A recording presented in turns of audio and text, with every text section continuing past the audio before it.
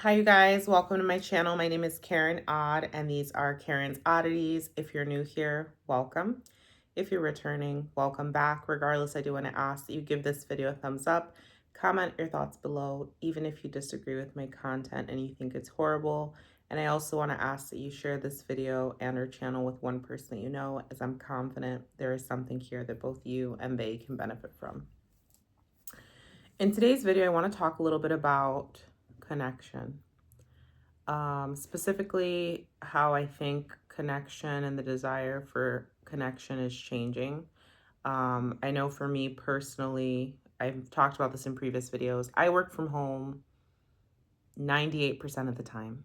If I have to go in, it's typically for a meeting or an event. Like I don't have to be there the entire time. I don't have to be there the entire day.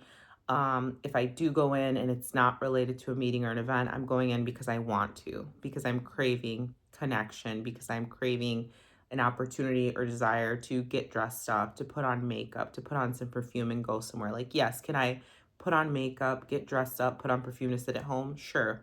But I think there's more value in using those resources and products if I'm going out and actually interacting with people in the public. So, I work remotely 98% of the time. And it's been that way for me since the pandemic started. Like literally, what was it? March 15th of 20. It's a blur. I don't know if was it 2020 or 2021. I don't know. Whatever year it happened, because that whole time is a blur. But that day, I remember I was working and we got an email saying starting on Monday, everyone's going to work from home, more information to come. And since that day, I've never come back. So it's been 5 years, going on 5+ at this point, working from home. Just a tidbit on working from home. At first, I hated it. I hated it because I didn't have a healthy relationship with work. I didn't have like a designated workspace. And I would just find myself working all day long. Like there would be no end to it. Because when your work is at home, it's always there staring back at you in the face. But now I have a healthier relationship with work. I have my work hours. I have my work spaces because sometimes I work in my office. Sometimes I work in my living room. Sometimes I work in my living room in the basement, at the bar in the basement. It just depends on my mood. But in addition to sometimes going into the office just for the sake of connecting with people, I also started this year. I said, you know what? I need to get out of this house. I need to meet people. I need to interact. I need to have conversations in person. So I started going to different coffee shops. So in the major city that my dog is doing something really funny right now. In the major city that I'm in, I made a list of all of the coffee shops that once I looked them up, like drew attention to me. And I said, you know what? These are the ones I want to visit, and I'm going to visit them from top to bottom. And as I go to them, I'm going to make notes on like what I like about them, what I don't like about them. And then I'm going to put asterisks next to the ones that I really like. So then those are the ones that I'm going to rotate to. So there was one coffee shop that I would go to like religiously all the time. It's like hybrid with like a barber shop. And it was just a good vibe. The coffee was good. The staff were good. They have this really good banana nut muffin that I like there.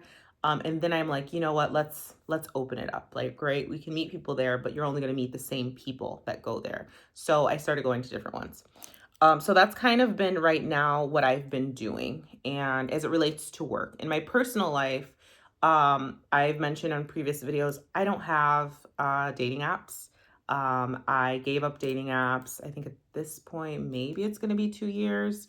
The last relationship that I had was brought about by one of my friends. She went and she made an account for me on a dating app, and then she connected with this man, and then she connected me to that man, and then it just so happened that me and that man liked each other and we dated for a bit. But before that, I vowed, I'm like, I'm not doing dating apps anymore. I don't care. And once I'm such a stubborn person that once I make a decision about something I'm going to do or not going to do, there is nothing in the world that can change my mind. So I'm very strong on I'm not going back to dating apps. Are there times that I want to go back on there?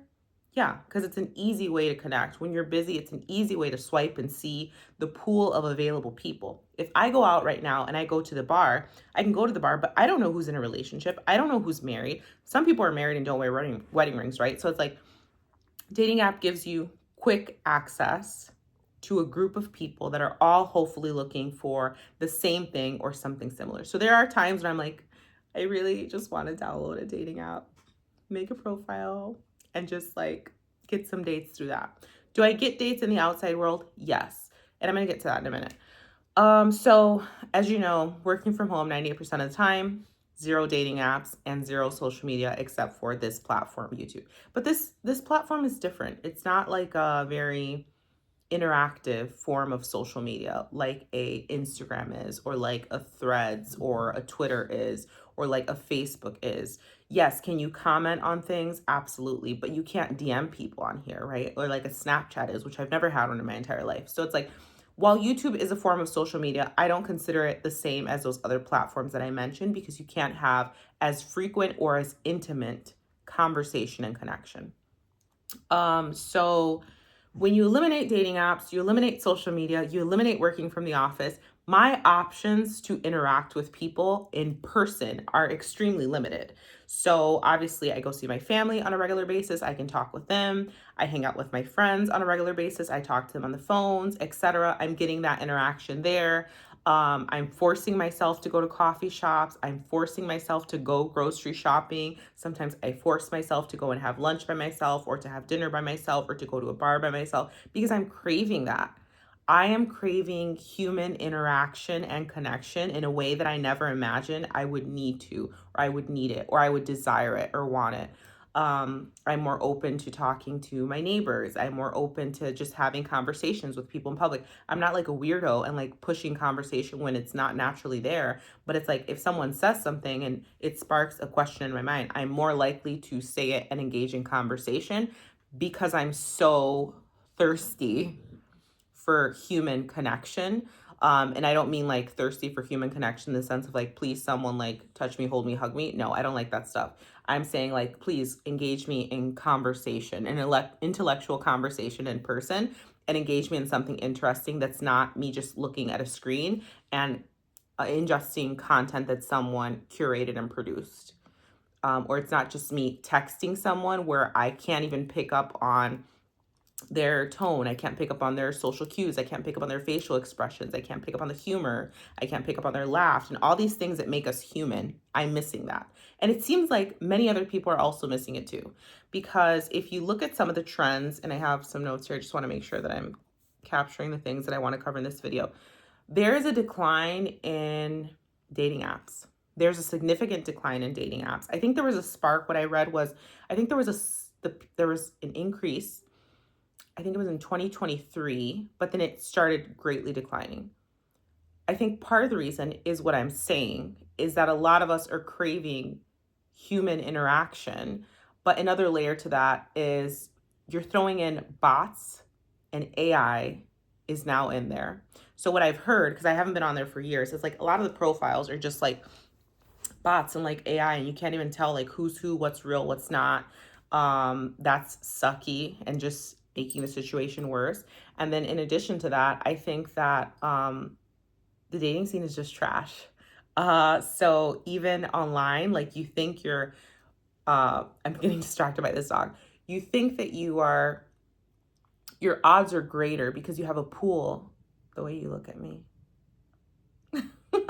You have a pool of people that are hopefully interested and wanting to date, but a lot of those people are trash. So I think those are the three reasons that dating apps are declining. But another thing that I've noticed that a lot of my, well, not a lot, but some of my friends have also started to take on, which I did a couple years ago, is like giving up social media, or like going on social media breaks and going on them for longer. Another thing my friend and I talked about is a lot more people are using, like if you have an iPhone, I'm pretty sure there's a similar feature on Android, but if you have an iPhone, you can do a do not disturb feature, right? Where it's like, we're now being bombarded with technology, with notification after notification. I talked to my coworkers where it's like, my phone is linked to my computer, right? So it's like, if I get a Teams notification, I get it on my phone. If I get an email ding, it dings here, it dings there. It's dinging everywhere. It's connected to the car. And I'm just like, oh my goodness. It's just like an overload of like notifications, and our technology is really like, I guess we're changing, we're evolving and all of these things, but we're also, it seems like we know that with technology, it advances at a speed that I don't think any of us can ever understand unless you're actually making it and doing it. So because technology is advancing at a speed that we cannot comprehend, I think that we are struggling to adjust to it coming into our lives. And now we're trying to separate ourselves from it by using those silence notifications more frequently, by removing ourselves from social media more frequently, by taking media breaks and putting media timers now because it's like consuming all of our time, by looking at our screen time and seeing like how many times am I picking up this damn phone, by having to incorporate like tools to break the obsession of like going to sleep without the phone in the room or going to sleep without a TV in the room. So like this room behind me is like my guest bedroom, and then I have my main bedroom, but I like sleeping in this one for different reasons. This one has a TV, that one does not, because in my mind the bedroom where I sleep in, I don't want a TV. I don't want to go to sleep with the TV on. Like it affects like your quality of sleep, sound, it impacts your dreams, like all of these things, right? So I think it's interesting how now we're starting to shift our patterns to create some separation from all the freaking media content that's hitting us left and right. I think that's really interesting that that's happening. And I think with AI, like I haven't even seen what it looks like, but because I guess I do have LinkedIn, but LinkedIn is different to me. LinkedIn is more like a professional form of social media. While I know it is owned by Meta and it does have like messaging features, like, I mean, people do slide in my DMs on LinkedIn, but most of it is like professional based. It's not like, hey girl, how you doing? No, it's more professional based. So I think it's a different kind of social media and a different kind of tool. But I can't even imagine what the future is going to be like with AI, what the future is going to be like for us as it relates to connecting with people. And I think that if we don't start being intentional and shifting how we connect and like making it a point to go out and talk to people, our future is going to look very differently. The way we connect with people, the way we meet with people is going to look very differently. The things that make us human are probably going to start to become extinct. When you think about micro expressions, I did a lot of, and I'm just going through my list. I did a lot of, I went out a lot this weekend. I went out a lot last weekend. I went out by myself last week, and I met a lot of people, made a lot of connections, and he's drinking water. I made a lot of connections, which is great. But one thing that I found was, well, for those of you that don't know, I'm all over the place now. Micro expressions are, and I'm paraphrasing in the way that I understand it and the way that I use them and know of them to be.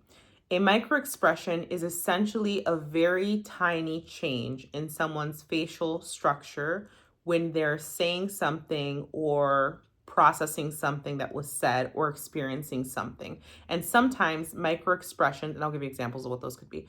Micro expressions can sometimes be not directly related to something that a person is saying, hearing, or experiencing, but sometimes it's like internal things that that person is maybe thinking about that's not even related to my external situation. So let's say, for example, I am sitting in a meeting virtually right now with my boss and we're having a conversation, but internally I'm thinking about something very sad. So like I just thought about something sad, right? My eyes changed.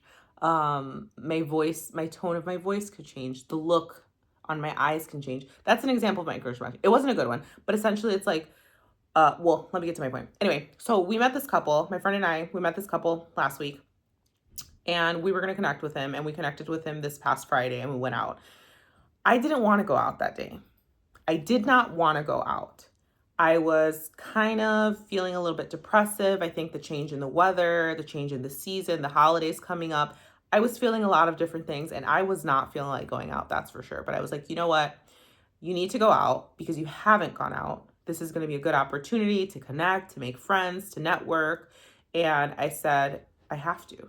I pushed it through. I had to. I got ready. I put my makeup on. I felt good. I smelled good. I looked good, etc. And I'm like, whatever. Once you do all those things, it'll hopefully help me feel better. But my mind was still not in it. My mind was still not, did not have the desire to be there. And for me, you can see it on my face. Like, I have a resting bitch face. I've been told that. I know that I can look meaner than I am. People tell me to smile all the time because I'm not always just smiling. Like, I have a lot of things on my mind. I'm thinking all the time. So what I found was happening to me, and this is also encouraging me to want to get out more and want to interact more with people in person, is I'm out with this couple, and I'm processing whatever's going on in my head, whatever I'm thinking about, whatever I'm ruminating about. I don't feel good emotionally. I don't feel good mentally. I don't really want to be here. I'm tired. I'm annoyed. I'm so many things. I'm irritable, all these things. And at some point, like, there were a couple of instances where it's like, I have this fucking face where you can absolutely tell all those things I just said. Like, I'm not there. I'm not feeling good. And the girl, because it was a husband and wife, she would ask or say something, and then she'd turn back and look at me. And then it's like, I have that face, and it's like immediately, like, I would just like smile to like show that it's like, I'm here, I'm happy. Yes. So it's like, I know she catched those micro expressions of like, that was not the face you had when I turned to look at you. You had a very different face of like maybe disgust, disappointment, sadness, anger. I don't know what my face was saying, but I could tell immediately when she would turn around. I would like smile because I didn't want to make this person feel bad and think like I didn't want to be here, that I wasn't enjoying it, or that I'm like just this like angry bitch. You know what I mean? So I'm like, that's strange because I've never had that experience before where it's like I felt I picked up on the importance of not having a micro expression that could negatively be impacted. And I think that when we live in a world where we're talking through technology, it's harder, where we're texting more than we're having phone conversations or FaceTimes or meeting in person. It is easier to get by without having to worry about your bitch face, without having to worry about people like judging something that you say. Like, you don't think about it anymore because you don't always have someone in front of you. So this guy is so funny. So I caught myself doing that, and I thought, okay, that's different, and let's get you out of the home more so that you can learn to better process whatever emotions you have and be present in the moment, and do a better job about considering how your facial expressions impact other people and people around you. So as a result of like all of these things, something I kind of like to do every year, and I'm going to take a sip of coffee. 1 second. All the stuff went to the bottom.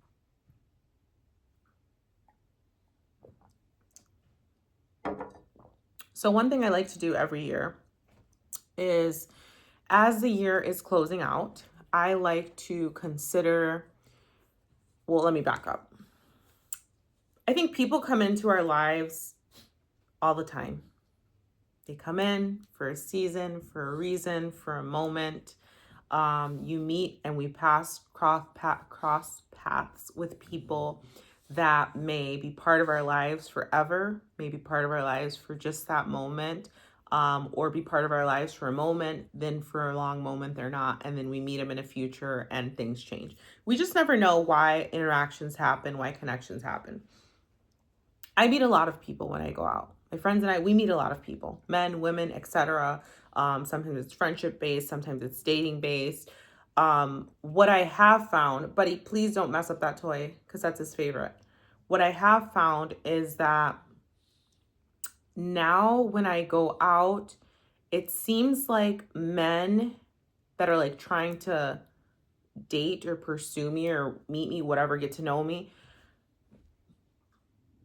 they get my information, then they don't know how to do it. They don't know how to do it, or they don't know how to keep it up, or they don't know how to keep the engagement or conversation. Men don't know how to have a lot of men that I'm connecting with don't know how to have conversations, don't know how to have intellectual conversations, don't know how to be engaging, don't know how to communicate clearly, don't know how to ask leading questions, don't know how to express interest in a way that makes sense for me. So I end up with a lot of numbers and like message threads that I'm just like, what the fuck is this? Like, let's clean shop. So getting to my point of at the end of each year.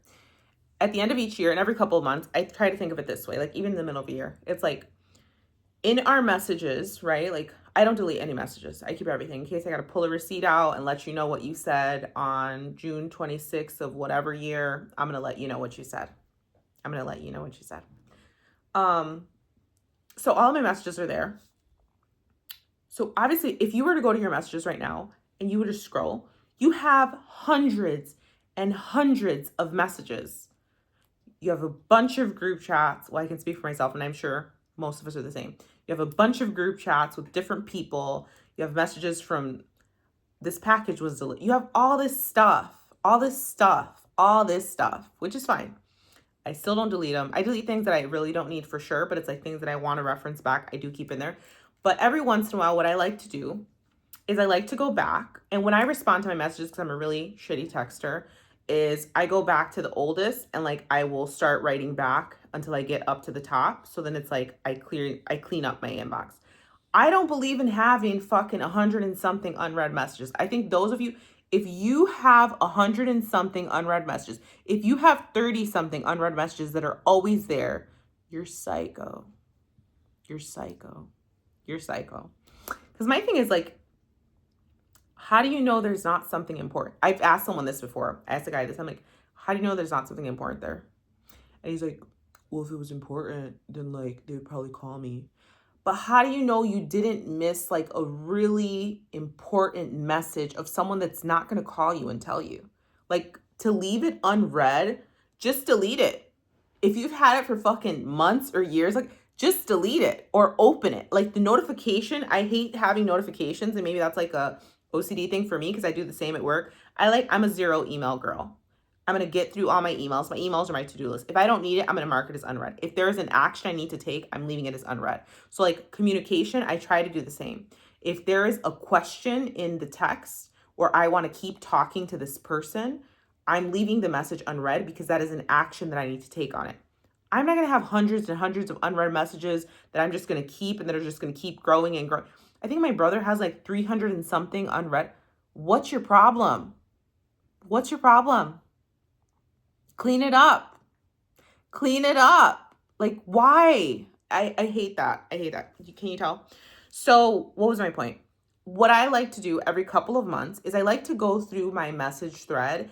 And what I like to think about is, okay, who are the people that are actively in my life right now? Who am I actively connected to right now? And to me, an active connection is someone that I have spoke to within the last year.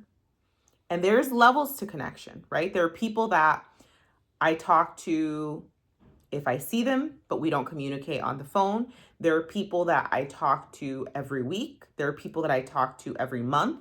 There are people that I talk to every couple of months. There are people that I see every couple of months. There's one guy that I dated once, and we do like, he's my friend. I text him. He was one of the people I texted because he was in like this period of time that I was looking at. And I just said, do you hate me? Because he had been following up with me for a while, and I had a lot going on. He said no. But me and him, we go out on a date once a year. That's like our joke of like our annual date. Once a year, we go out on a date. So there are people that like I may not talk to all the time, but when we connect, it's lit, it's up, it's on. You know what I mean? So there's levels of connection. But what I like to do is every couple of months, I look at who's in my life right now. Who am I actively engaged with and connecting with is my first question, right? Who am I actively connected to? Who did I recently connect to within the last insert random amount of time? For this morning, what I did is I looked at the last 6 months. So I looked at May forward. So who have I talked to or engaged with from May 2025 up until this point? And in there, are there people sitting down in that list that I would like to reconnect with before I go into the new year, right? Because we can't bring everyone with us. We can't bring every connection. We can't bring every friendship. We can't bring every hookup. We can't bring every friend with benefit. We can't bring them all with us. Some got to stay in the previous year because we got to bring in some new people, right? So I went back to May and I went up and I just thought about like, okay, this person, I like them. I like their energy. I met them this year. I want to connect with them. I want to try to make that friendship. Maybe I couldn't make it work in this year, but maybe I want to focus on this connection in the next year. And then I think about, okay, what were the things that I liked about this connection? What do I want to continue about this connection? And the ones that I'm like not really interested in, the connection or the person, or they upset me or they made me angry or we had a falling out, they're just going to die in they're just going to die in my message thread because it's hard to for me, it's hard to like stay on top of connections. It's a two-way street, right? It's like if I reach out, I expect some reciprocity. I expect some type of response. I expect some type of question. At some point, maybe we are hanging out in person. At some point, every once in a while, maybe we are having a phone conversation. But it's like when there is an effort on both sides, that's my cue of like, you're just going to stay at the bottom. And as I meet people and whoever's engaged, and it's like a spectrum, like, right? Like, this is my level of engagement. Who am I communicating with? So right now it's like, who have I talked to within the last 6 months? I responded to people there just to bring and reconnect that connection so that I can bring it into the following year. Everyone back here, they're just going to stay there. Unless for whatever reason, they think about something. Sometimes people will reach out if they think about something, if they miss you, if they need something from you, unfortunately. If they meet someone else or talk to someone else and you come up in conversation. I think that connections are fluid, relationships are fluid, they come and go. And I think that it helps to accept when they go, when you know that. It helps to accept ending of friendships, ending of relationships. It helps to accept ghosting when you know that it's like, that's just a part of life. People come and go all the time. And unfortunately, the people that ghost is like, they don't know how to communicate. They never learned how to communicate, or they're super immature and they have growth to do, or they're scared. They're scared. Because it takes a lot of courage to say what you got to say how you need to say it, and say it in a clear way. But I think that the people, and I'm going off a tangent on communication, and that's the last thing I'll say on this. I think that people that struggle to communicate and have fears of communication, it's not so much that they fear communication, it's that they just don't have the proper tools on how to communicate things that are difficult. Because at the end of the day, you have to say what needs to be said. It's just a matter of what your approach is to saying it and figuring out the best time, the best words to use, the best place, and most importantly, determining, is what I want or feel that I need to say truly necessary? So, I hope you guys enjoyed this video, because I certainly enjoyed making this video. And I'm excited about the connections that I'm going to bring into 2026. I'm even more excited about the ones that I'm going to make in 2026. I'm excited about growing my group of friendships. I'm excited about all the things that I'm going to experience in the new year. And I'm excited for you guys to do the same. I'm excited for you to take a moment to look through your phone, see who's relevant, who's not relevant, who's in your 6-month window, or if you want to do 7 months, or if you want to do the whole year. Maybe there was someone that you met in January at an event and for whatever reason you forgot to respond. Maybe it's weird. Who cares? Who cares? Who cares? Who cares? If they think it's weird that you reach out and say, hey, so-and-so, we met at so-and-so, and I was just going through my messages, cleaning them up, and I realized I never followed up. Would you like to get together for coffee? And if they answer, great. You can work on that friendship or relationship. And if they don't, who gives a shit? Someone else will come along. All right? So I hope you guys enjoyed this video. I will catch you guys on the next video. Thank you so much for watching.